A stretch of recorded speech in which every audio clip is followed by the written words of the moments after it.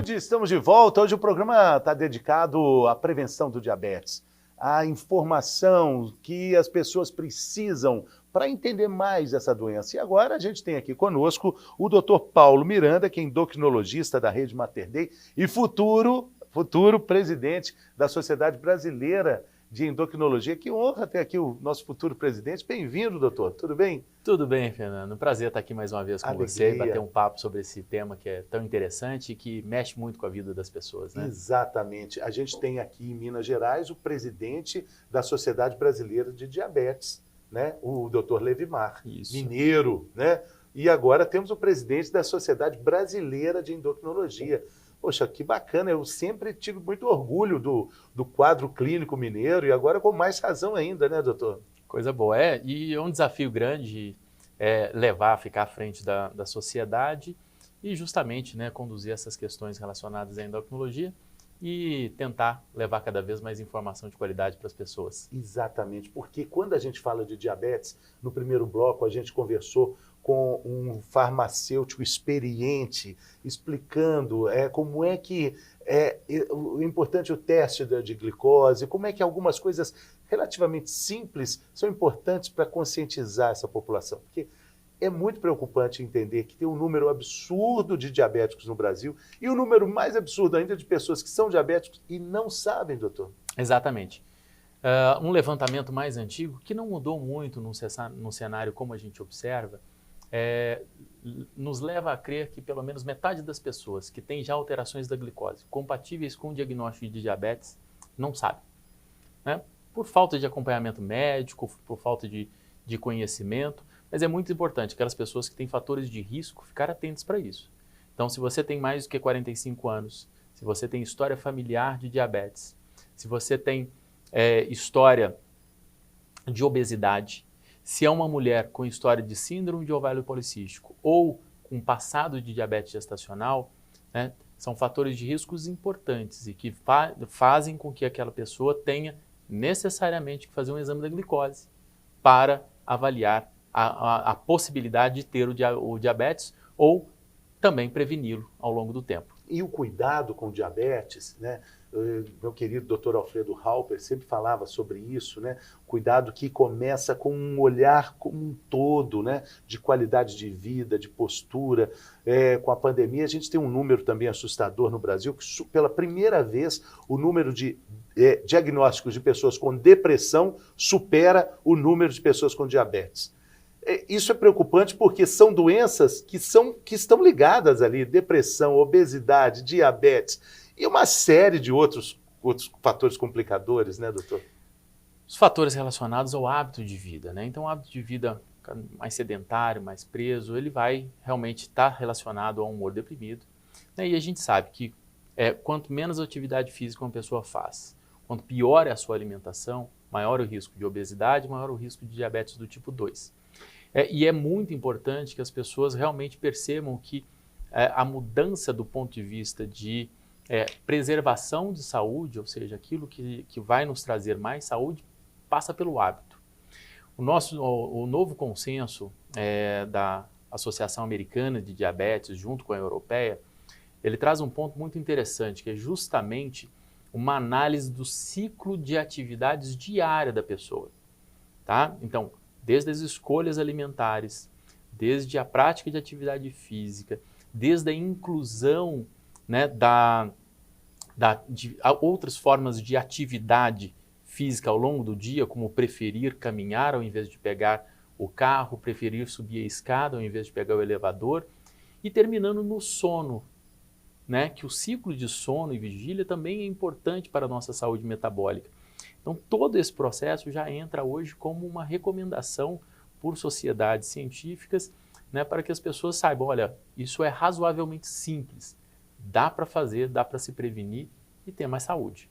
E é impressionante porque depois de um diagnóstico, existe toda uma corrida atrás de tudo isso, que era simples e depois vai ser buscado como algo que é uma tábua de salvação, né? Exato. Mas é sempre importante lembrar que nunca é tarde. Nunca é tarde. Que é o ponto também importante, e que é uma recomendação de todas as sociedades hoje, é que uma vez uma pessoa diagnosticada com diabetes, né, e tendo sobrepeso ou obesidade, a perda de peso de mais de 7% do peso corporal inicial vai nos ajudar muito no controle. E a perda de peso acima de 15% do peso corporal inicial pode, inclusive, levar à reversão desse diagnóstico. Esse é um dado novo, porque a gente não falava, né, em cura ou reversão do diabetes. Tá? A gente não fala em cura porque o diabetes é um distúrbio metabólico. E o distúrbio metabólico ele aparece na condição do status metabólico daquela pessoa naquele momento. Mas, revertido aquele estado metabólico, com a perda de peso, você pode reverter também esse diagnóstico e recuperar, retroceder anos, né, no avanço dessa perda de saúde que havia acontecido. O que é uma informação, é um dado muito importante. Exatamente. Quando a gente fala do controle do peso, combate à obesidade, a gente sistematicamente acaba falando sobre o controle do diabetes também. Tanto é que a cirurgia bariátrica hoje tem quase que uma outra nomenclatura de cirurgia metabólica também para o controle do diabetes, né? É porque os dados de pessoas com diabetes que foram submetidas à cirurgia bariátrica são muito importantes. É um dos maiores benefícios que essa cirurgia traz, além, obviamente, da perda de peso, é o controle metabólico da glicose. Então, ele chega a atingir 86% de excelente controle, né, com uma redução muito significativa do número de medicamentos, inclusive com suspensão de uso de insulina em pacientes que necessitavam da insulina para o seu tratamento. Né? E é o foco, assim, hoje a gente foca muito na perda de peso, por várias vias, seja por mudança de hábitos de vida, seja por medicamento, seja pela cirurgia bariátrica ou metabólica, justamente porque a gente vê que há um benefício muito importante com perdas de peso que antes a gente não conseguia pensar em tê-las, né? Porque as ferramentas, né, para chegar a este resultado não estavam acessíveis para a maioria das pessoas e hoje a gente começa a ter essas possibilidades. E já que o programa é informativo sobre esses diferentes tipos de diabetes, fala-se muito do diabetes tipo 1, diabetes tipo 2, vamos falar sobre a diferença entre essas duas questões. Ponto importante, porque a gente vinha falando desses comentários, eles valem muito para o diabetes do tipo 2. O diabetes tipo 2, portanto, é aquele mais comum, é aquele que é mais frequente com o avançar da idade, e aquele que tem relação com a resistência à ação da insulina, que é o hormônio responsável pelo controle da glicose, e também uma perda parcial da capacidade de secreção desse hormônio pelo nosso corpo. Aquela analogia famosa da fechadura. Exatamente. A insulina, ela é a chave que abre a porta da célula para a glicose entrar. A glicose é o combustível, a gasolina, a energia. Que vai trazer a energia para o dia a dia do funcionamento dessas células. E aí vamos supor, tem uma porta na célula ali, uma portinha que precisa, igual o tanque de gasolina, tem uma tampinha, né? Exatamente. E aí o que acontece com essa tampinha e com essa chave? Há uma discordância, né? Ou seja, não há uma conexão correta e parte dessas fechaduras não servem para as chaves disponíveis. Tá? O montante é variável de pessoa a pessoa.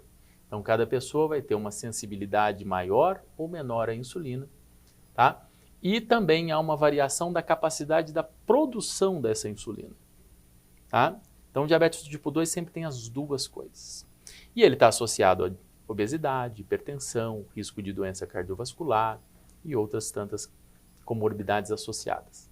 O diabetes do tipo 1, ele advém de uma alteração autoimune, ou seja, o nosso sistema imunológico passa a não reconhecer como nós as células que produzem a insulina. O motivo disso tem alterações genéticas predisponentes e também tem os fatores ambientais ou que vão gerar o que a gente chama de segunda modificação. Então tem uma predisposição, né, e um outro fator desencadeante. E aí o que acontece com a chave e a fechadura? Aí a fábrica produtora de chave fecha. Não tem mais chave. Não tem mais chave. Perdeu a chave do tanque de gasolina e não tem mais chave. Exatamente.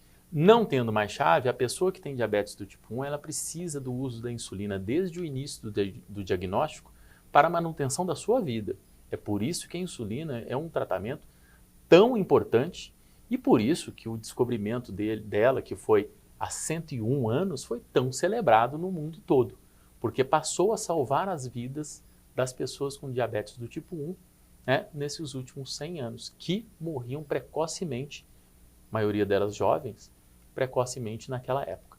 Hoje, então, nós temos ferramentas de tratamento múltiplos. Existem outras formas de diabetes mais raras, né, com variações entre elas, genéticas, de transmissão familiar do tipo mendeliano, que é aquele tipo que a gente aprende no 2º grau da escola, né, aquela transmissão genética, né, que a gente aprende, que transmite de pai para filho diretamente, né, sem outras variações, são mais raras. E o diabetes gestacional, que é aquela que aparece na gestante. Pelas modificações fisiológicas da gestação, há uma alteração da glicose na grávida, tá? Que vai ter os seus níveis de glicose um pouco aumentados nessa fase. Precisa ser tratada e é um marcador de risco para o desenvolvimento de diabetes do tipo 2 anos adiante na vida. Então é uma oportunidade também para que aquela mulher fique atenta para modificar os seus hábitos e prevenir o desenvolvimento do diabetes. Bebês com peso aí de 4,5 kg, 5 quilos, festejados, né, pela família, nasceu pesadinho, que feliz. Pode ser um indicativo disso? É um dos grandes marcadores da presença de alteração da glicose não controlada durante a gestação, né? O bebê que nasce grande para a idade gestacional, né, o que a gente chama de macrosomia fetal, é um fator que muitas vezes tem associação com o descontrole da glicose. O nosso querido Dr. Levimar, ele esteve aqui falando sobre até a criação de um museu da insulina, né? A ideia dele, né? Na gestão lá do sindicato, não, da sociedade, né?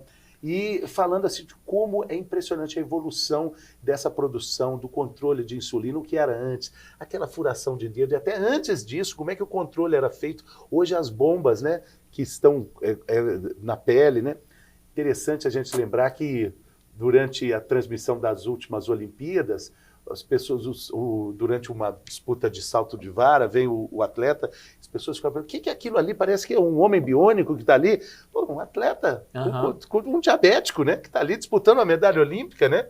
E temos grandes exemplos, inclusive, de atletas brasileiros, né, que têm diabetes, né, que tiveram um desempenho olímpico fantástico, né, de forma que a gente pode entender, então, ter diabetes, né, não é um fator limitante, é um fator que impõe necessariamente o conhecimento maior do nosso corpo e também das formas de tratamento, né? Mas nunca é uma doença que vai lhe ceifar as suas escolhas. Você pode lutar, pode seguir, pode fazer da sua vida adequada e plena, né, tendo o aprendizado e sabendo conduzir esse problema que você tem. Exatamente, quando você entende como é que funciona tudo isso. Então, para complementar essa pergunta, doutor Paulo, como é que a gente pode explicar que uma questão da entrada de combustível, de energia, ou da impossibilidade da produção dessa energia, isso pode afetar o nosso corpo literalmente da cabeça aos pés? Basicamente, nós temos só 2 tecidos que não precisam da insulina para captar a glicose para dentro da célula. Nosso tecido cerebral, né? Porque se fosse assim, a morte seria imediata a partir da ausência da insulina. E o olho. Tá? Os outros todos dependem da insulina para utilizar a glicose como fonte de energia. E por que é importante utilizar a glicose como fonte de energia? Porque a glicose ela é geradora de energia limpa.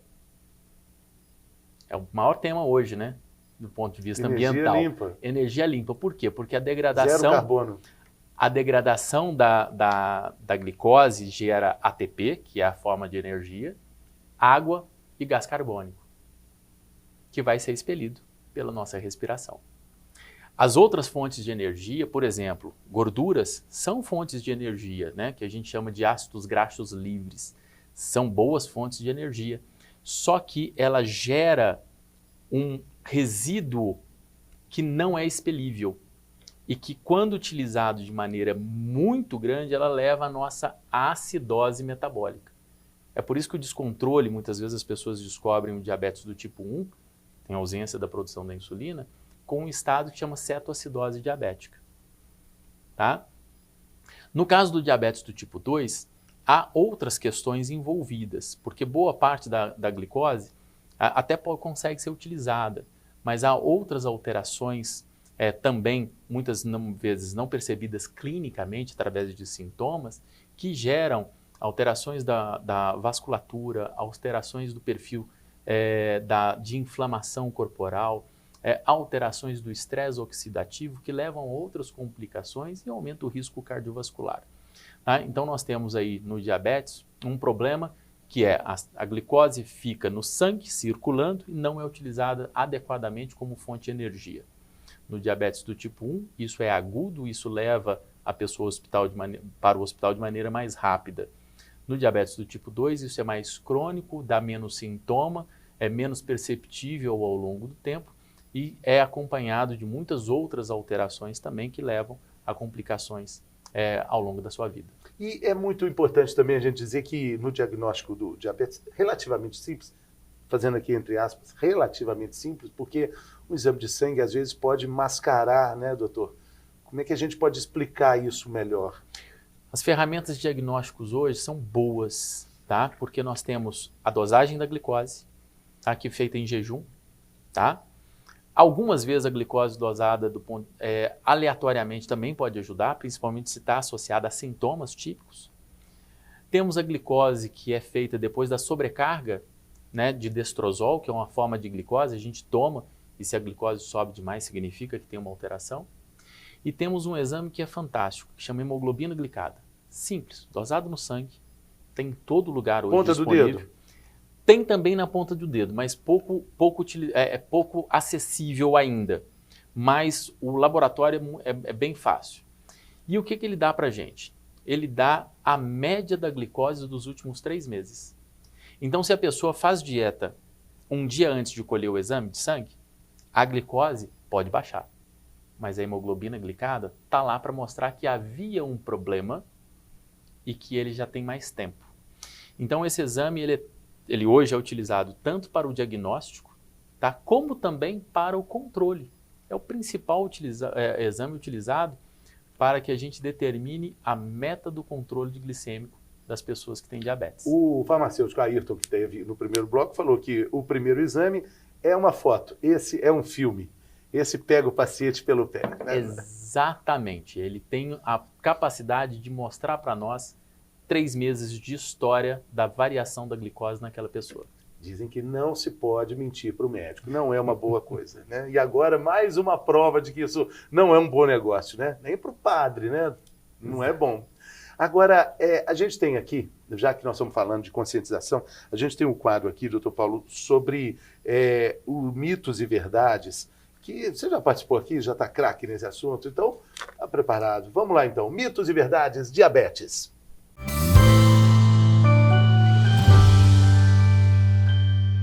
Mitos e verdades sobre diabetes. Estamos com o endocrinologista, Dr. Paulo Miranda, e a gente vai falar agora o que é verdade e o que não é quando a gente fala sobre diabetes. Primeira questão é essa, Dr. Paulo. Diabetes não é uma doença séria?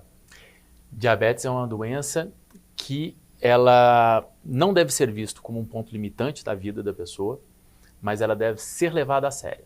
Fugir desse diagnóstico e deixar que a doença evolua é sempre o pior negócio que a pessoa pode fazer. É uma doença tratável e que, se não conduzida adequadamente, vai levar a complicações graves e uma perda muito intensa da qualidade de vida e do tempo de vida. Então, deve ser levada a sério, apesar do que não seja uma doença que deve ser vista como um fator limitante para a sua vida. E a outra questão aqui é quase uma consequência da primeira. Diabetes é uma doença silenciosa, mito ou verdade? Ela pode aparecer, e na maioria das vezes ela aparece de forma silenciosa. Ou seja, nós temos alteração da glicose leve, mas que já está fazendo mal, causando complicações que não é perceptível por nenhum sintoma. Quando já avançada ou quando a glicose está muito elevada, aí ela se torna sintomática, mas não devemos esperar isso, principalmente quando se trata do diabetes do tipo 2. geralmente o diabetes do tipo 1 se faz sintomático rapidamente, o tipo 2 não. Então, vamos falar desses sintomas, porque se a gente fala de uma doença silenciosa, a gente fala dessa investigação da glicose alta, quais são os sintomas, doutor?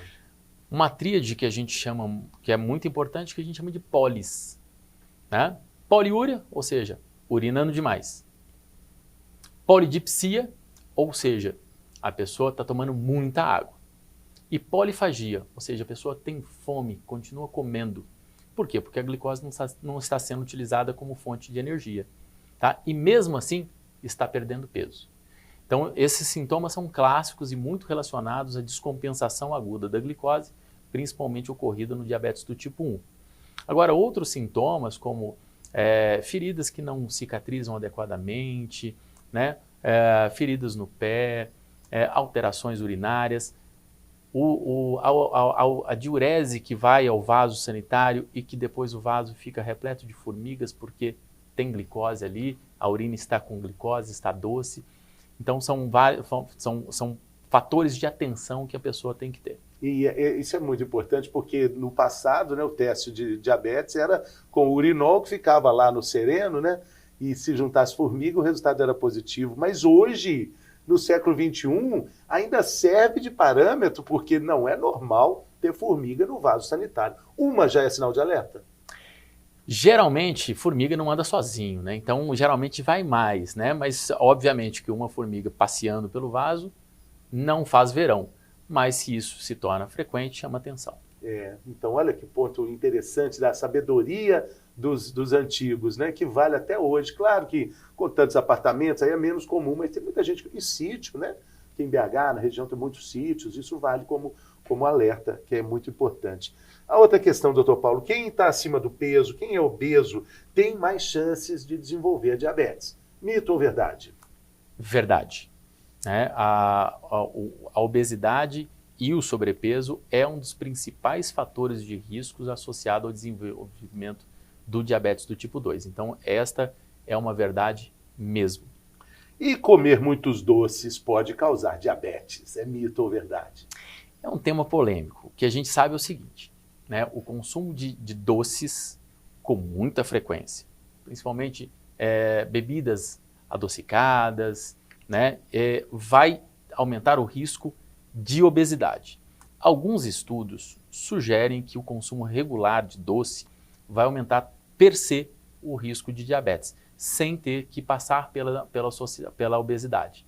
Mas, de maneira geral, o maior risco está associado a essa alimentação inadequada, rica em açúcares simples, que leva à obesidade e leva ao desenvolvimento de diabetes. Sim, e assim acaba também uma coisa quase que natural, que todo diabético acaba gostando muito de doce, né? Talvez até pela limitação, né? Tem com certeza essa questão, né? Tudo que é proibido a gente quer mais, né? Então, faz parte do nosso dia a dia. A conscientização da pessoa é muito importante, mas não há associação entre a vontade de comer doce e ter o diagnóstico de diabetes ou alteração da glicose. Isso é muito importante. Então, assim, quem gosta de comer doce não tem nenhuma ligação com algum sinal de alerta, né? E a última, diabéticos só podem comer alimentos especiais. É mito ou é verdade? Isso é um grande mito. O mais importante é a gente saber que a alimentação saudável para a pessoa com diabetes deveria ser aquela recomendada para todas as pessoas, porque ela é simples, é composta por alimentos in natura, alimentos feitos em casa, proteína de boa origem, sem muita gordura, né? As carnes sem gordura. Ou seja, dá para você fazer uma alimentação saudável para quem tem diabetes, que deveria ser consumido por todos, sem a necessidade de gastos exorbitantes com alimentos industrializados modificados para que se tenha retirada de açúcares e outras questões. O que vale é o bom conhecimento, uma orientação de um bom profissional que entenda sobre dieta relacionada ao diabetes, tá? E a regularidade da adesão a essa alimentação saudável com a prática de atividade física. Isso junto resolve muito. E por incrível que pareça, né, essa metodologia de descascar mais e desembalar menos, né, ela serve para tudo, né? Nós estamos, por acaso, falando de diabetes, mas se a gente falasse problemas cardíacos, para evitar AVC, até dor de cotovelo ajuda, né, doutor? É um lema que deve ser visto como uma informação de ouro, né? A regra dourada da alimentação, descascar mais e desembalar menos. E ela surge incrivelmente no mundo inteiro, com um grupo brasileiro, né, que desenvolve o Guia Alimentar para a População Brasileira, hoje disponível no site do Ministério da Saúde, livremente, que modificou uma série de pesquisas ao longo do tempo, na última década, e que se mostrou absolutamente comprovado. O uso de menor quantidade ou nenhuma quantidade de alimentos industrializados e ultraprocessados e utilizar mais alimentos in natura e de preparo caseiro está relacionado a melhor qualidade de saúde. Impressionante. Está ligado também com as Blue Zones, né? Áreas de mais longevidade. A minha querida Sônia Tucunduva, que faz uma pesquisa fantástica com relação a esse guia, né? As pessoas que vivem mais, surpreendentemente ou naturalmente, praticam tudo isso, né, doutor? Então, é simples, embora seja talvez tão complicado entender, mas tudo que fica simples não quer dizer que seja fácil, né, para perceber. Exato. Não é simplório, é simples. Não é simplório, é porque simples. A gente precisa de uma compreensão e há uma tendência natural, né, do desvio da nossa atenção para aquilo que salta aos olhos. E hoje o que salta aos olhos é a propaganda, o industrializado, e há uma tentativa justamente de transformar esse alimento industrializado em mais saudável, né? Só que o saudável realmente o simples, é o que está no mercadinho, perto de casa, né? Que a gente já consome há décadas. E hoje a gente tem uma vantagem, que é um estado razoável, ainda temos um grupo da população que infelizmente não vive em segurança alimentar, mas a maior parte da população vive em ambiente de segurança alimentar e deve voltar os seus olhos para esses locais de venda de alimentos mais saudáveis, porque é lá que está a nossa saúde.